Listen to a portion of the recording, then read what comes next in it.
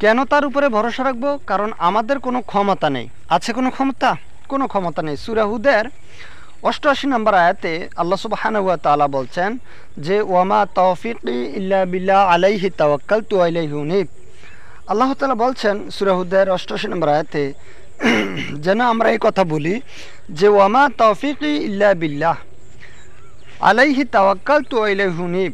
আমাদের কোনো শক্তি নেই, কোনো ক্ষমতা নেই আল্লাহ ব্যতীত। আল্লাহ যদি আমাদেরকে তৌফিক না দেন, আল্লাহ যদি আমাদেরকে সুযোগ না দেন, ক্ষমতা না দেন, তাহলে আমাদের কোনো নিজস্ব কোনো এই সুযোগ নেই, কোনো তৌফিক নেই। আল্লাহর তরফ থেকে যদি কোনো সাহায্য, কোনো নুসরাত যদি না আসে, তাহলে আমাদের পক্ষে এটার উপরে বা কোনো বিষয়ের উপরে কোনো কাজ সম্পাদন করার ক্ষেত্রে, কোনো কাজ পরিপূর্ণ করার ক্ষেত্রে আমাদের কোনো হাত নেই, কোনো ক্ষমতা নেই।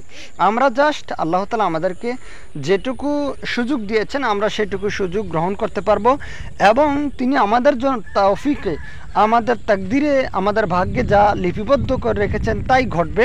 তবে প্রচেষ্টাটা বা চেষ্টাটা শুধুমাত্র আল্লাহ তাআলা আমাদের জন্য খুলে রেখেছেন যে তোমরা চেষ্টা করো।